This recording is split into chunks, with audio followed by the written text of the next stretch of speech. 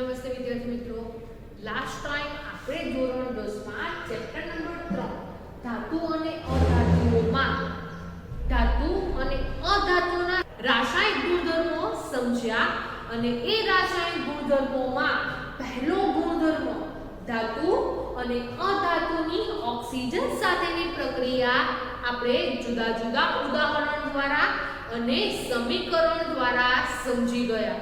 હવે વિદ્યાર્થી મિત્રો, રાસાયણિક ગુણધર્મોમાં આપણે બીજા નંબરે જોઈએ જે ધાતુ અને અધાતુ છે તેની પાણી સાથેની પ્રક્રિયા। તો સૌથી પહેલા જોઈએ આપણે ધાતુની પાણી સાથેની પ્રક્રિયા।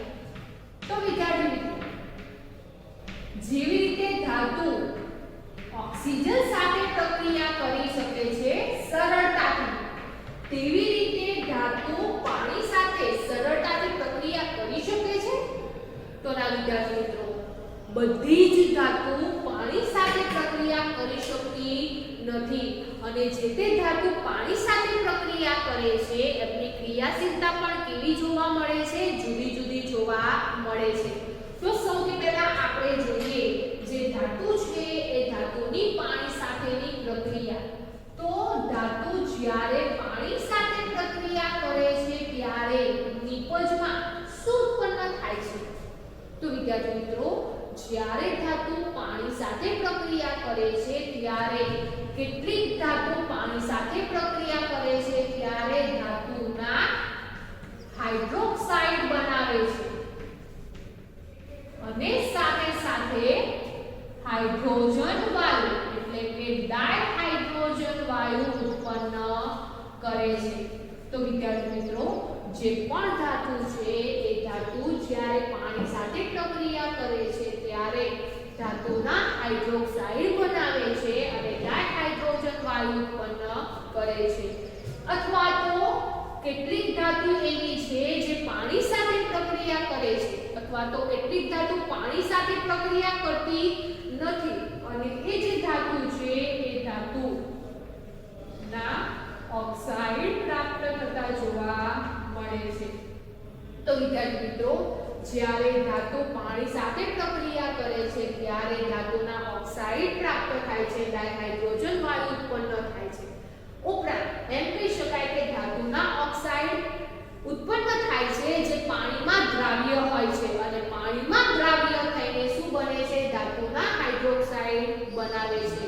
તો આમ ધાતુની પાણી સાથેની પ્રક્રિયાથી નિપજમાં આપણને ધાતુના હાઇડ્રોક્સાઇડ અથવા તો ધાતુના ઓક્સાઇડ પ્રાપ્ત થતા જોવા મળે છે અને સાથે સાથે હાઇડ્રોજન વાયુ એટલે કે બેની સંખ્યામાં અણુમાં હાઇડ્રોજન ઉત્પન્ન થાય છે જેને ડાયહાઇડ્રોજન તરીકે ઓળખવામાં આવે છે।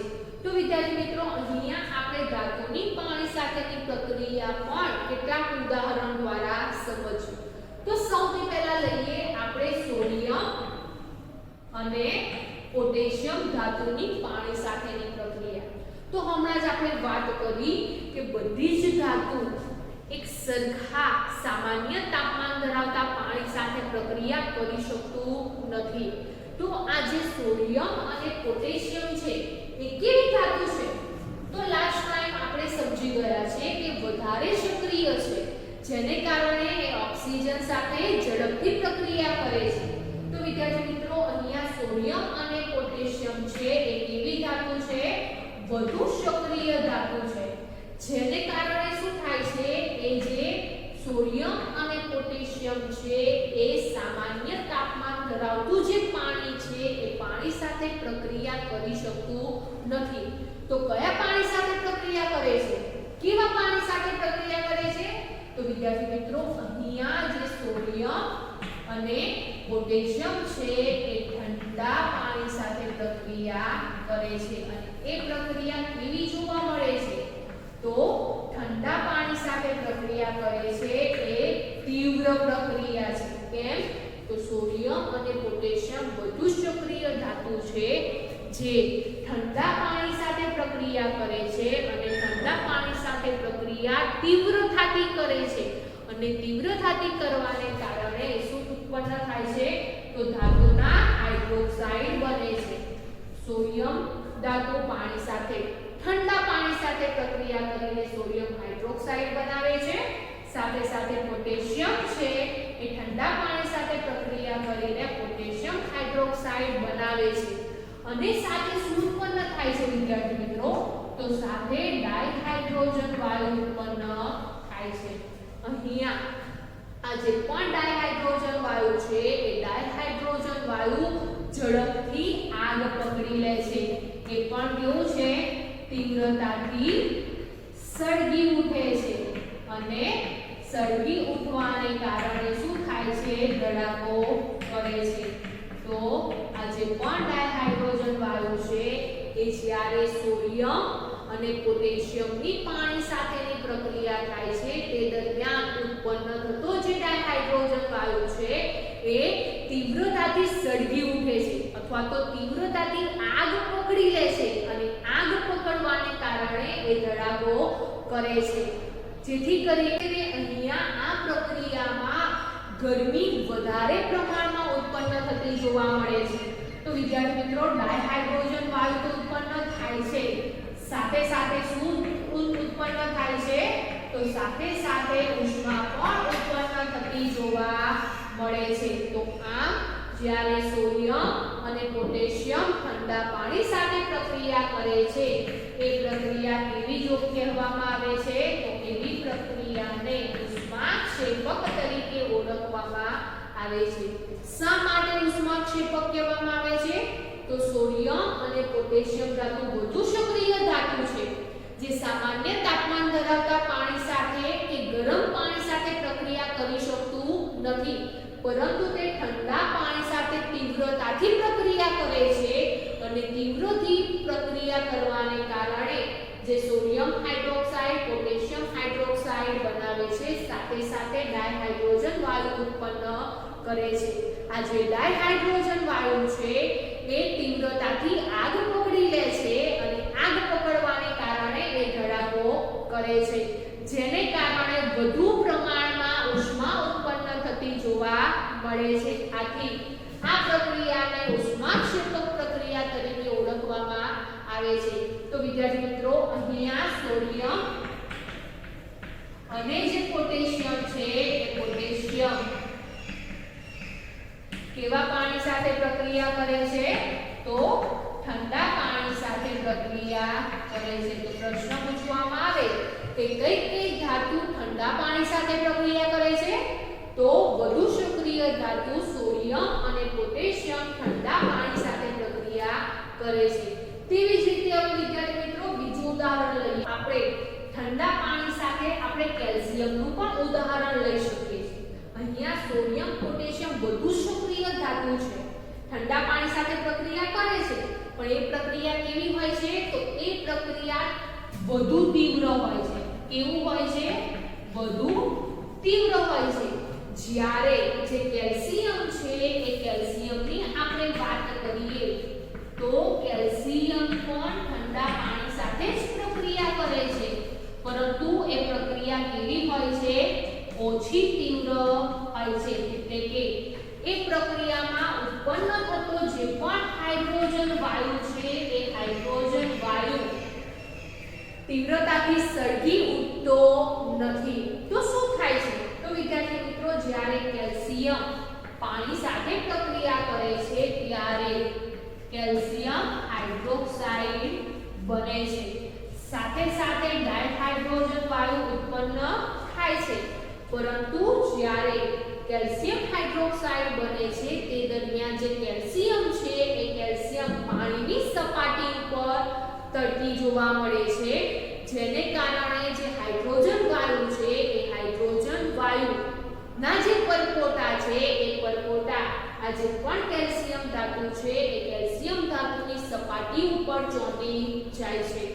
આ પ્રક્રિયા ઠંડા પાણી સાથે થાય છે, પરંતુ તેની ક્રિયાશીલતા કેવી જોવા મળે છે? તો કેલ્શિયમ ઠંડા પાણી સાથે પ્રક્રિયા કરે છે તે પ્રક્રિયા ઓછી તીવ્ર હોય છે. તીવ્રતા કેવી જોવા મળે છે? ઓછી જોવા મળે છે. જેથી કરીને જે ડાયહાઇડ્રોજન વાયુ ઉત્પન્ન થાય છે એ ડાયહાઇડ્રોજન ડાયહાઇડ્રોજન વાયુને આગ પકડી લેવા માટે જેટલી ઉષ્મા ઉત્પન્ન થાય છે તેટલી ઉષ્મા આ પ્રક્રિયામાં ઉત્પન્ન થતી નથી, જેથી કરીને ડાયહાઇડ્રોજન વાયુ સળગી ઉઠતો નથી, પરંતુ તે કેલ્શિયમ પાણીની સપાટી પર તરતી જોવા મળે છે અને કેલ્શિયમની સપાટી સાથે ચોંટી જાય છે। તો આ ઠંડા પાણી સાથે કઈ ધાતુ પ્રક્રિયા કરે છે? તો ઠંડા પાણી સાથે સોડિયમ, પોટેશિયમ અને કેલ્શિયમ ધાતુ પ્રક્રિયા કરે છે।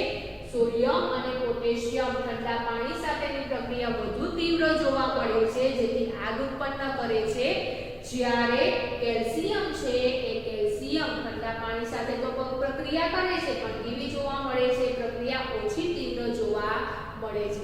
તેવી જ રીતે વિદ્યાર્થી મિત્રો હવે આપણે ગરમ પાણીની વાત કરીએ તો ગરમ પાણી સાથે કઈ ધાતુ પ્રક્રિયા કરે છે અને નિપજમાં શું ઉત્પન્ન કરે છે? તો હવે આપણે ગરમ પાણીની વાત કરીએ તો કઈ ધાતુ ગરમ પાણી સાથે પ્રક્રિયા કરશે? તો મેગ્નેશિયમ ધાતુ છે એ મેગ્નેશિયમ ધાતુ ઠંડા પાણી સાથે પ્રક્રિયા કરી શકતું નથી। તો મેગ્નેશિયમ ઠંડા પાણી સાથે નહીં પરંતુ કયા પાણી સાથે પ્રક્રિયા કરે છે? ગરમ પાણી સાથે પ્રક્રિયા કરે છે અને શું બનાવે છે? તો જે મેગ્નેશિયમ છે એ મેગ્નેશિયમ પાણી સાથે પ્રક્રિયા કરીને મેગ્નેશિયમ હાઇડ્રોક્સાઇડ બનાવે છે અને સાથે સાથે ડાયહાઇડ્રોજન વાયુ ઉત્પન્ન કરે છે।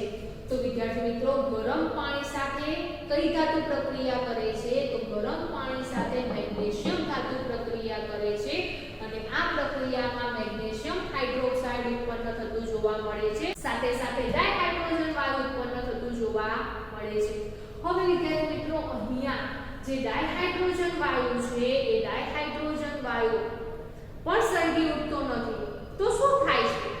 તો અહીંયા મેગ્નેશિયમ ધાતુ પાણીની સપાટી ઉપર તરતી જોવા મળે છે, જેને કારણે ડાયહાઇડ્રોજન વાયુના જે પરપોટા છે એટલે કે જે ડાયહાઇડ્રોજન વાયુ ઉત્પન્ન થાય છે તે મેગ્નેશિયમની સપાટી સાથે ચોંટી જાય છે અને તે તરવાનું શરૂ કરે છે। તો આમ જે મેગ્નેશિયમ છે એ મેગ્નેશિયમ ઠંડા પાણી સાથે પ્રક્રિયા કરી શકતું નથી, પરંતુ તે ગરમ પાણી સાથે પ્રક્રિયા કરે છે।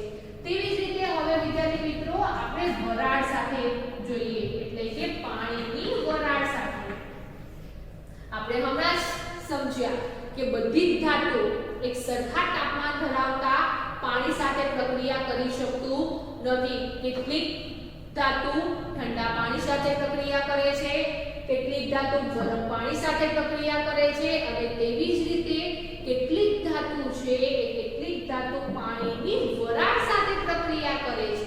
તો કઈ ધાતુ પાણીની વરાળ સાથે પ્રક્રિયા કરે છે? તો વિદ્યાર્થી મિત્રો એલ્યુમિનિયમ, આયર્ન એટલે કે લોખંડ અને ઝીંક જેવી જે ધાતુ છે એ ધાતુ ગરમ પાણી કે ઠંડા પાણી સાથે પ્રક્રિયા કરી શકતી નથી અને કોની સાથે પ્રક્રિયા કરે છે? તો એલ્યુમિનિયમ, લોખંડ અને ઝિંક જેવી જે ધાતુ છે એ પાણીની વરાળ સાથે પ્રક્રિયા કરે છે। તો અહીંયા આપણે પાણી છે એ પાણીની વરાળની અવસ્થા દર્શાવવી પડે। તો અહીંયા આપણે પાણી છે એ પાણીની વરાળ સાથે એલ્યુમિનિયમ, લોખંડ અને ઝિંક ધાતુ પ્રક્રિયા કરે છે અને નિપજમાં શું બનાવશે? તો અગાઉ સમજ્યા તે પ્રમાણે ધાતુના હાઇડ્રોક્સાઇડ બનાવશે। તો ના વિદ્યાર્થી મિત્રો અહીંયા જે ધાતુ છે એ ધાતુ પાણીની વરાળ સાથે પ્રક્રિયા કરે છે, જેથી કરીને ધાતુના ઓક્સાઇડ પ્રાપ્ત થતા જોવા મળે છે। તો એલ્યુમિનિયમ જ્યારે પાણીની વરાળ સાથે પ્રક્રિયા કરે છે ત્યારે એલ્યુમિનિયમ ઓક્સાઇડ Al2O3 ઉત્પન્ન થતું જોવા મળે છે અને સાથે સાથે ડાયહાઇડ્રોજન વાયુ ઉત્પન્ન થાય છે। તેવી જ રીતે આપણે આયર્નની વાત કરીએ તો આયર્ન એટલે કે લોખંડની જ્યારે પાણીની વરાળ સાથે પ્રક્રિયા થાય છે ત્યારે શું ઉત્પન્ન થાય છે? આયર્ન ઓક્સાઇડ Fe2O3 અને સાથે સાથે ડાયહાઇડ્રોજન વાયુ ઉત્પન્ન થાય છે અને તેવી જ રીતે આપણે ઝીંકની વાત કરીએ તો ઝીંક ઓક્સાઇડ ઉત્પન્ન થાય છે અને ડાયહાઇડ્રોજન વાયુ ઉત્પન્ન થતો જોવા મળે છે.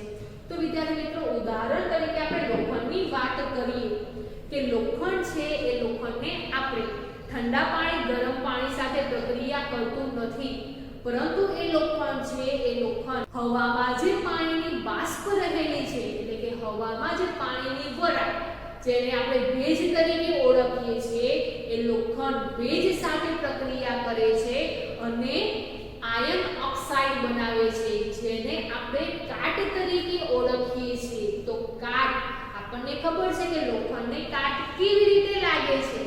તો જે લોખંડ છે એ પાણીની વરાળ સાથે પ્રક્રિયા કરે છે અને લોખંડના ઓક્સાઇડ એટલે કે આયર્ન ઓક્સાઇડ બનાવે છે. તો વિદ્યાર્થી મિત્રો અહીંયા આ જે પણ ધાતુ છે એલ્યુમિનિયમ, આયર્ન અને ઝિંક એ પાણીની વરાળ સાથે પ્રક્રિયા કરે છે. તો આમ જે તે ધાતુ છે એ ધાતુ અમુક ધાતુ ઠંડા પાણી સાથે, અમુક ધાતુ ગરમ પાણી સાથે અને કેટલીક ધાતુ પાણીની વરાળ સાથે પ્રક્રિયા કરે છે. આ ઉપરાંત વિદ્યાર્થી મિત્રો કેટલીક ધાતુ એવી છે કોપર, સોનું, ચાંદી, લેડ. લેડનું નામ શું છે? સીસુ. આ જે ધાતુ છે એ ધાતુ પાણી સાથે પ્રક્રિયા કરતું નથી. તો કોપર, સોનું, ચાંદી અને લેડ જેવી જે ધાતુ છે એ પાણી સાથે પ્રક્રિયા કરતી નથી. તો આ પરથી આપણે કહી શકીએ કે બધી જ ધાતુ પાણી સાથે પ્રક્રિયા કરી શકતી નથી. આ ઉપરાંત વિદ્યાર્થી મિત્રો અહીંયા આપણે સમીકરણ દ્વારા ધાતુની પાણી સાથેની પ્રક્રિયા સમજ્યા. હવે એ ધાતુની પાણી સાથેની પ્રક્રિયાના જે પણ કોઈ સમીકરણ છે એ સમીકરણને સંતુલિત કેવી રીતે કરવામાં આવે છે તે આપણે ચેપ્ટર 1 માં સમજી ગયા છે. અહીં આપણે સમીકરણને સંતુલિત કર્યા નથી, પરંતુ તમારે આ જે પણ કોઈ સમીકરણ છે અને અગાઉ આપણે ઠંડા પાણી સાથેની પ્રક્રિયા સમજ્યા એના જે પણ કોઈ સમીકરણ છે એ તમારે સંતુલિત કરવાના રહેશે. તો અત્યારે આપણે ધાતુની પાણી સાથેની પ્રક્રિયા સમજ્યા કે ધાતુ પાણી સાથે પ્રક્રિયા કરે છે પણ બધી જ ધાતુ પાણી સાથે પ્રક્રિયા કરતી નથી. કોપર, સોનું, ચાંદી, લેડ જેવી ધાતુ પાણી સાથે પ્રક્રિયા કરી શકતી નથી. તેવી જ રીતે વિદ્યાર્થી મિત્રો હવે આપણે અધાતુની વાત કરીએ.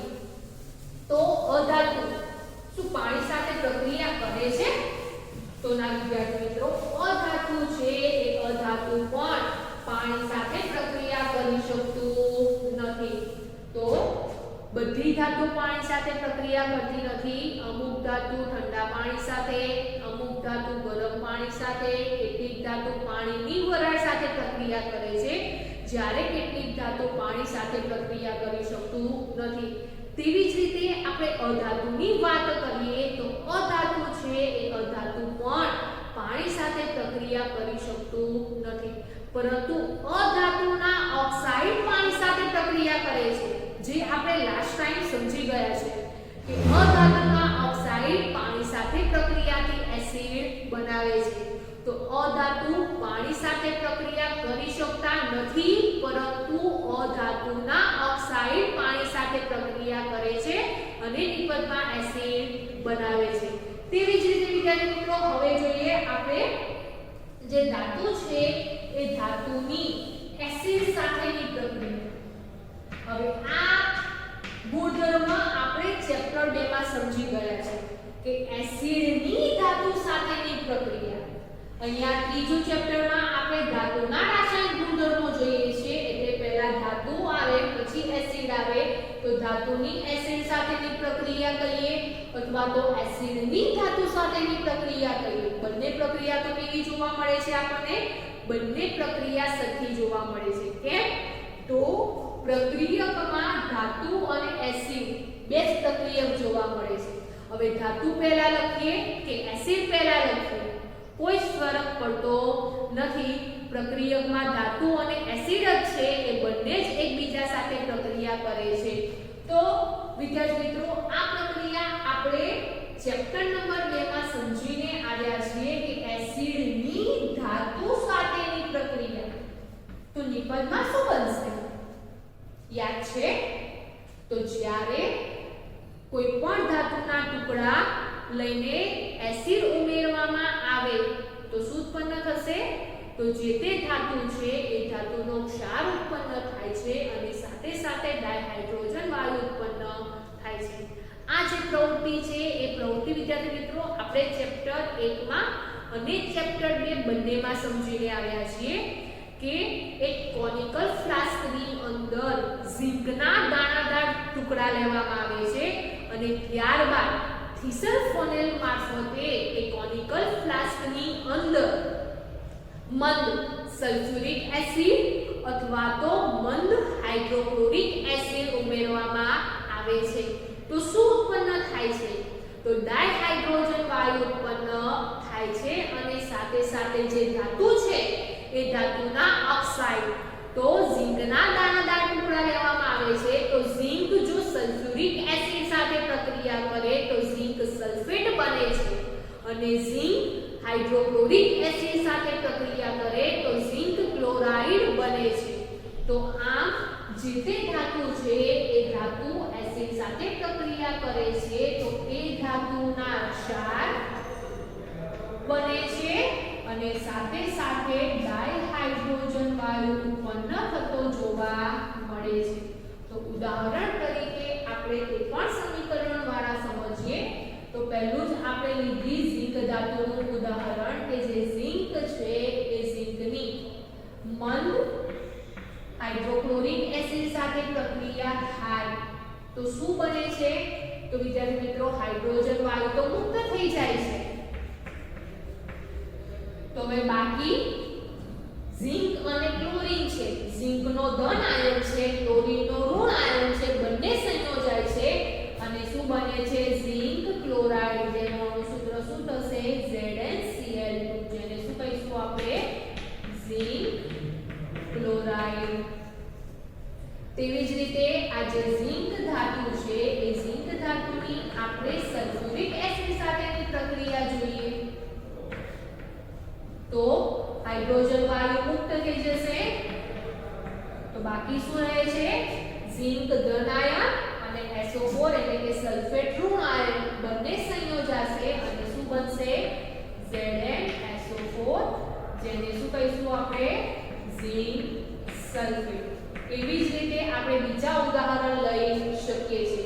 ઉદાહરણ તરીકે હવે આપણે મેગ્નેશિયમનું ઉદાહરણ લઈએ તો મેગ્નેશિયમની હાઇડ્રોક્લોરિક એસિડ સાથેની પ્રક્રિયાથી શું બનશે? MgCl2 જેને શું કહીશું આપણે? મેગ્નેશિયમ ક્લોરાઇડ અને સાથે સાથે શું ઉત્પન્ન થશે? ડાયહાઇડ્રોજન વાયુ ઉત્પન્ન થશે. તેવી જ રીતે વિદ્યાર્થી મિત્રો મેગ્નેશિયમની સલ્ફ્યુરિક એસિડ સાથેની પ્રક્રિયાથી કયો ક્ષાર ઉત્પન્ન થશે? તો મેગ્નેશિયમની સલ્ફ્યુરિક એસિડ સાથેની પ્રક્રિયા જોઈએ તો એમાં પણ ડાયહાઇડ્રોજન વાયુ ઉત્પન્ન થશે અને ધન આયન ઋણ આયન સંયોજાઈને MgSO4 બનાવે છે જેને શું કહીશું આપણે? જેને મેગ્નેશિયમ સલ્ફેટ તરીકે ઓળખીએ છીએ અને સાથે સાથે ડાયહાઇડ્રોજન વાયુ ઉત્પન્ન થાય છે. એવી જ રીતે વિદ્યાર્થી મિત્રો બીજા ઉદાહરણ પણ લઈ શકીએ. સોડિયમ ધાતુનું પણ ઉદાહરણ આપણે લઈ શકીએ છીએ કે સોડિયમ ધાતુ છે એ હાઇડ્રોક્લોરિક એસિડ સાથે પ્રક્રિયા કરે તો શું ઉત્પન્ન કરશે? NaCl ઉત્પન્ન થાય છે અને ડાયહાઇડ્રોજન વાયુ ઉત્પન્ન થાય છે. NaCl ને શું કહેવામાં આવે છે? તો સોડિયમ ક્લોરાઇડ. તેવી જ રીતે સોડિયમ ધાતુ મંદ સલ્ફ્યુરિક એસિડ સાથે પણ પ્રક્રિયા કરે છે તે દરમિયાન સોડિયમ સલ્ફેટ ઉત્પન્ન કરે છે. તો વિદ્યાર્થી મિત્રો અહીંયા જે તે ધાતુ છે એ ધાતુ એસિડ સાથે પ્રક્રિયા કરે છે પણ કેવા એસિડ સાથે પ્રક્રિયા કરે છે? તો મંદ એસિડ સાથે પ્રક્રિયા કરે છે. તો જે તે ધાતુ મંદ એસિડ સાથે પ્રક્રિયા કરીને ધાતુના ક્ષાર બનાવે છે અને ડાયહાઇડ્રોજન વાયુ ઉત્પન્ન કરે છે. તે રીતે વિદ્યાર્થી મિત્રો અહીંયા આપણે જોયું કે મેગ્નેશિયમ છે એ મેગ્નેશિયમ મંદ હાઇડ્રોક્લોરિક એસિડ સાથે પ્રક્રિયા કરે છે. તેની જે પ્રતિક્રિયાત્મક છે એ કેવી જોવા મળે છે? તો તેની જે પ્રક્રિયા છે એ વધુ તીવ્ર જોવા મળે છે. શા માટે વધુ તીવ્ર જોવા મળે છે? તો જ્યારે મેગ્નેશિયમની મંદ હાઇડ્રોક્લોરિક એસિડ સાથે પ્રક્રિયા થાય છે તે દરમિયાન જે ડાયહાઇડ્રોજન વાયુ ઉત્પન્ન થાય છે એ કેવો જોવા મળે છે? વધુ પ્રમાણમાં તેના પરપોટા ઉત્પન્ન થતા જોવા મળે છે. જેથી આપણે કહી શકીએ કે જે મેગ્નેશિયમ છે એ મેગ્નેશિયમ ધાતુની હાઇડ્રોક્લોરિક એસિડ સાથેની પ્રક્રિયા વધુ તીવ્ર અથવા તો પ્રતિક્રિયાત્મક વધારે જોવા મળે છે. તેવી જ રીતે વિદ્યાર્થી મિત્રો અહીંયા આપણે પોટેશિયમની પણ ઉદાહરણ લઈ શકીએ. હવે પોટેશિયમની જ્યારે સલ્ફ્યુરિક એસિડ પણ કેવો મંદ સલ્ફ્યુરિક એસિડ સાથે પ્રક્રિયા કરવામાં આવે છે ત્યારે તે શું બનાવે છે? તો K2SO4 જેને શું કહીશું આપણે? તો જેને પોટેશિયમ સલ્ફેટ તરીકે ઓળખવામાં આવે છે અને સાથે સાથે ડાયહાઇડ્રોજન વાયુ ઉત્પન્ન કરે છે. તેવી જ રીતે વિદ્યાર્થી મિત્રો આપણે એલ્યુમિનિયમનું ઉદાહરણ લઈ શકીએ છીએ, લોખંડનું પણ ઉદાહરણ લઈ શકીએ છીએ કે એલ્યુમિનિયમ છે એલ્યુમિનિયમ સલ્ફ્યુરિક એસિડ સાથે પ્રક્રિયા કરે અથવા તો એલ્યુમિનિયમ મંદ હાઇડ્રોક્લોરિક એસિડ સાથે પ્રક્રિયા કરે તો નિપજમાં કયો ક્ષાર ઉત્પન્ન થશે? તો વિદ્યાર્થી મિત્રો અહીંયા જે એલ્યુમિનિયમ છે એ એલ્યુમિનિયમ જ્યારે સલ્ફ્યુરિક એસિડ સાથે પ્રક્રિયા કરે છે ત્યારે એલ્યુમિનિયમ સલ્ફેટ ઉત્પન્ન થાય છે જેનું અણુસૂત્ર શું બને છે? Al2SO4 3 જોવા મળે છે જેને શું કહીએ છીએ આપણે? Aluminium sulphate. અને તેવી જ રીતે એલ્યુમિનિયમ મંદ હાઇડ્રોક્લોરિક એસિડ સાથે પ્રક્રિયા કરે ત્યારે શું બને છે? તો તે પ્રક્રિયા અગાઉ સમજી ગયા છીએ કે એલ્યુમિનિયમ છે એ એલ્યુમિનિયમ મંદ હાઇડ્રોક્લોરિક એસિડ સાથે પ્રક્રિયા કરે છે ત્યારે જે એલ્યુમિનિયમ છે એ એલ્યુમિનિયમ ના ક્લોરાઇડ બનાવે છે એટલે કે એલ્યુમિનિયમ ક્લોરાઇડ બનાવે છે અને ડાયહાઇડ્રોજન વાયુ ઉત્પન્ન થાય છે. તેવી રીતે તમે આયર્ન એટલે કે લોખંડનું ઉદાહરણ પણ લઈ શકો છો. તો આમ જે તે ધાતુ છે એ ધાતુ મંદ એસિડ સાથે પ્રક્રિયા કરે છે અને એ ધાતુના ક્ષાર ઉત્પન્ન થાય છે અને સાથે સાથે ડાયહાઇડ્રોજન વાયુ ઉત્પન્ન થતું જોવા મળે છે. અહીંયા વિદ્યાર્થી મિત્રો આ સમીકરણમાં પણ આપણે સમીકરણ સંતુલિત કર્યું નથી. તો અહીંયા જે તે સમીકરણ છે એ સમીકરણને સંતુલિત કેવી રીતે કરવામાં આવે છે તે અગાઉ આપણે સમજી ગયા છે. તે પ્રમાણે અહીંયા દર્શાવેલા જેટલા પણ સમીકરણ છે એ સમીકરણને તમારે સંતુલિત કરવાનું રહેશે. આ ઉપરાંત વિદ્યાર્થી નાઇટ્રિક એસિડની ધાતુ સાથે પ્રક્રિયા થઈ શકતી નથી. એટલે કે અહીંયા જે તે ધાતુ છે એ ધાતુ મંદ હાઇડ્રોક્લોરિક એસિડ અને મંદ સલ્ફ્યુરિક એસિડ સાથે જ પ્રક્રિયા કરી શકે છે પરંતુ એસિડ સાથે પ્રક્રિયા કરી શકતું નથી. કેમ? તો તે પણ આપણે ચેપ્ટર 2 માં સમજીને આવ્યા છીએ કે જે નાઇટ્રિક એસિડ છે એ નાઇટ્રિક એસિડ પ્રબળ ઓક્સિડેશન કરતા છે અને પ્રબળ ઓક્સિડેશન કરતા હોવાને કારણે તે અંતે જે ડાયહાઇડ્રોજન વાયુ ઉત્પન્ન કરવાનો હોય તેની જગ્યાએ પાણીનો અણુ મુક્ત કરે છે જેથી કરીને જે તે ધાતુ છે એ ધાતુની નાઇટ્રિક એસિડ સાથે પ્રક્રિયા થઈ શકતી નથી.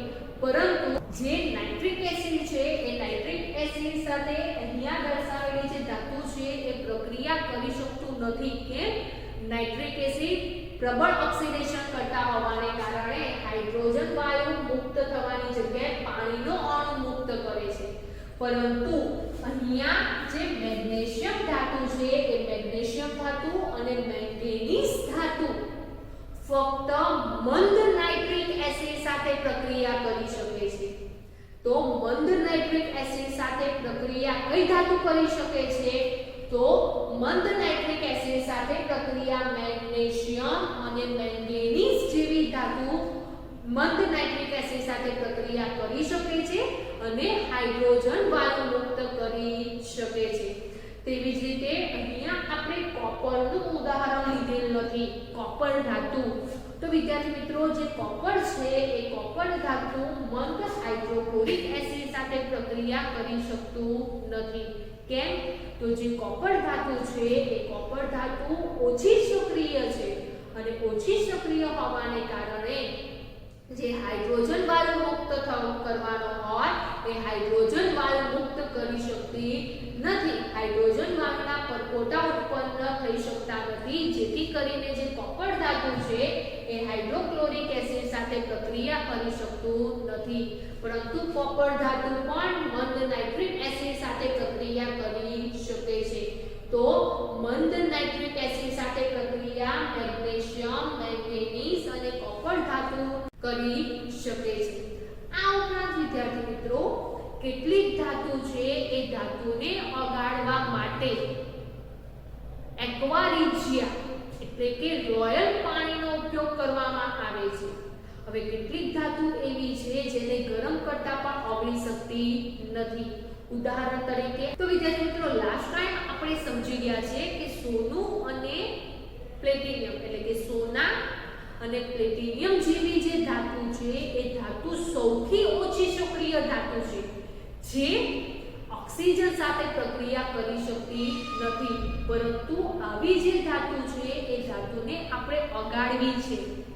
તો તેને ઓગાળવા માટે શું કરીશું? તો સોના અને પ્લેટિનિયમ જેવી જે ધાતુ છે એ ધાતુને ઓગાળવા માટે એક દ્રાવણનો ઉપયોગ કરવામાં આવે છે અને એ દ્રાવણને શું કહેવામાં આવે છે ખબર છે વિદ્યાર્થી મિત્રો? તો જ્યારે કેટલીક ધાતુ છે એ ધાતુને ઓગાળવા માટે રોયલ પાણીનો ઉપયોગ કરવામાં આવે છે. શાનો ઉપયોગ કરવામાં આવે છે? રોયલ પાણી. હવે આ જે રોયલ પાણી છે એ રોયલ પાણીના બીજા નામ શું છે? તો રોયલ પાણીને એક્વારિજિયા તરીકે પણ ઓળખવામાં આવે છે અથવા અમ્લરાજ તરીકે પણ ઓળખવામાં આવે છે. તો રોયલ પાણી અથવા એક્વારિજિયા અથવા અમ્લરાજ કોને કહેવામાં આવે છે? એટલે શું? તો વિદ્યાર્થી મિત્રો આ જે રોયલ પાણી છે એ રોયલ પાણીમાં સાંદ્ર હાઇડ્રોક્લોરિક એસિડ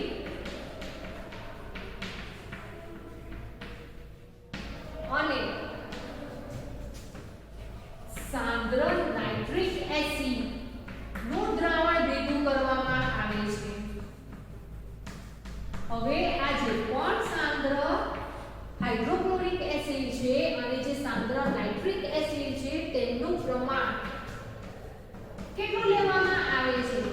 તો તેમનું 3:1 નું પ્રમાણ લેવામાં આવે છે. એટલે કે હાઇડ્રોક્લોરિક એસિડ 3 ના પ્રમાણમાં લેવામાં આવે છે, જ્યારે નાઇટ્રિક એસિડ 1 ના પ્રમાણમાં લેવામાં આવે છે.